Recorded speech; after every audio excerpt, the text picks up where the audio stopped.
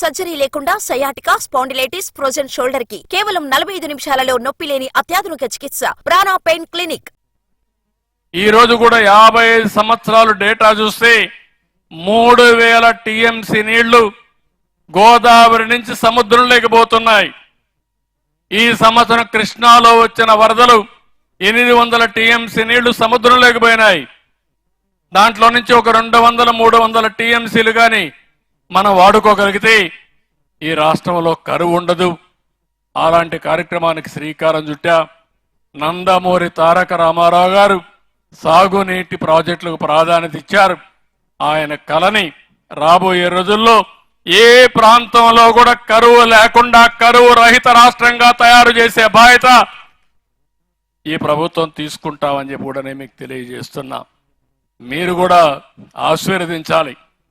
నీళ్లు వస్తే తాగుతాం కానీ నీళ్లు రావడానికి మాత్రం మేము ఆలోచించడం అంటే కరెక్ట్ కాదు. మంచి పని చేసేటప్పుడు, మీరు పూజలు చేసేటప్పుడు మీరు కూడా ఒకసారి ఆ దేవుణ్ణి కోరుకోండి. మసీదు వినప్పుడు మీరు కూడా అక్కడ ప్రార్థించండి. చర్చికి పోయినప్పుడు ప్రార్థించండి. మన ప్రార్థనలే దీవెనలుగా మారతాయి.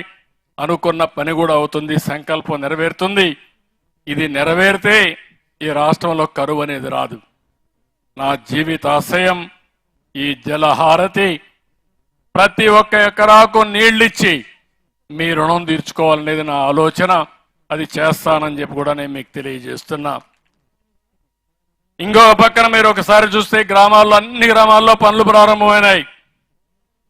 ఒకప్పుడు సిమెంట్ రోడ్లు వేసాం, మళ్ళా సిమెంట్ రోడ్లన్నీ పూర్తి చేస్తున్నాం. ఎక్కడికక్కడ వేస్ట్ కాంపోస్ట్ కింద చెత్తంతా కూడా ఎరువులుగా మార్చే కార్యక్రమానికి పోయాం. మళ్ళీ వీధి దీపాలు వెలుగుతున్నాయి. 5 సంవత్సరాల్లో వీధి దీపాలు కూడా ఆరిపోయినాయి. అవన్నీ కూడా మళ్ళీ చేసే పరిస్థితికి వచ్చాం. ఇంకో పక్క రాజధాని అమరావతికి 2245 కోట్ల రూపాయలతో కొత్త రైల్వే లైన్ వస్తా ఉంది. నేషనల్ హైవేలో 75,000 కోట్లు ఖర్చు పెట్టిస్తున్నాం. రైల్వేల కోసం 72,000 కోట్ల రూపాయలు ఖర్చు పెడుతున్నాం. నేను ఒకటే ఆలోచిస్తున్నా. ఈ రోజు ఈ ఊరికి వచ్చినప్పుడు పిల్లలను చూశాను. చిన్న పిల్లల దగ్గర నుంచి నేను వస్తే జైలు కొట్టే పరిస్థితికి వచ్చారు. పిల్లలందరూ ముందుకు వచ్చారు. నేను అందుకే ఆ పిల్లల భవిష్యత్తు కోసం ఆలోచిస్తున్నా. ఈ రాష్ట్రంలో పుట్టిన పిల్లలందరి కోసం వాళ్ళు బాగా చదువుకున్న వెంటనే ఉద్యోగం వచ్చే బాధ్యత, తీయించే బాధ్యత నాదని మీ అందరికీ హామీ ఇస్తున్నా. అందుకని మీరందరూ చూస్తే జాబ్ ఫస్ట్ అనేది మా విధానం. మిరాకల్ లాంటి పిల్లలు ఉన్నారు. ఇప్పుడే ఒక 2 ఆడపిల్లలు మాట్లాడితే ఏం చదువుతున్నారంటే ఇద్దరు కూడా ఇంజనీరింగ్ చేస్తున్నారు. ఆ ఇంజనీరింగ్ లో కూడా ఇద్దరిని చూస్తే ఆర్టిఫిషియల్ ఇంటెలిజెన్స్ చేస్తున్నారు. అంటే మన వాళ్ళు చాలా తెలివైన పిల్లలు. దానికి కూడా ఫౌండేషన్ నేనే వేసా. దీన్ని లాజికల్ గా తీసుకెళ్తాం. ఇలాంటి పిల్లల భవిష్యత్తు, బంగారు భవిష్యత్తు చేసే బాధ్యత ఈ ప్రభుత్వం తీసుకుంటామని చెప్పి కూడా నేను మీకు తెలియజేస్తున్నా. 25 పాలసీలు తీసుకొచ్చాం.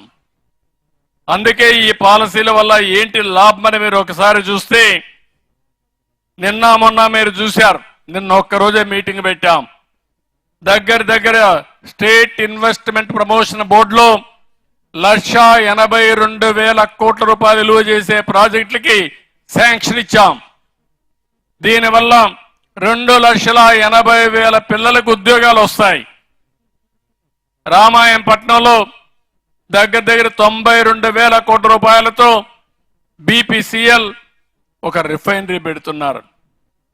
ఇలాంటి ప్రాజెక్టులు చాలా వచ్చే పరిస్థితి వచ్చింది.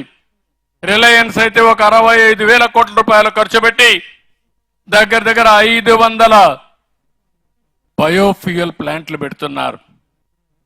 దీనివల్ల ఉపాధి వస్తుంది, రైతులకు ఆదాయం పెరుగుతుంది.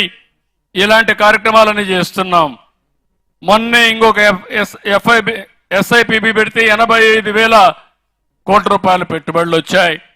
34,000 కోట్ల రూపాయలు, 34,000 మందికి ఉద్యోగాలు వచ్చే పరిస్థితికి వచ్చింది. ఈరోజు మీరు ఒక్క విషయం గుర్తుపెట్టుకోవాలి. 6 నెలల్లో ఈ పనులన్నీ చేశాం. డ్రోన్ సబ్మిట్ పెట్టాం. డ్రోన్ లో ఏమేమి ఉపయోగాలు ఉంటాయో అన్వేషణ చేస్తున్నాం. రేపు రాబోయే రోజుల్లో డ్రోన్ వల్ల చాలా ప్రయోజనాలు వచ్చే పరిస్థితి వస్తుంది. వ్యవసాయాన్ని ఆధునీకరణ చేయడంలో డ్రోన్స్ పనిచేస్తాయి. ఒక వ్యవసాయమే కాదు, అన్ని రంగాల్లో పెను మార్పులు వస్తాయి.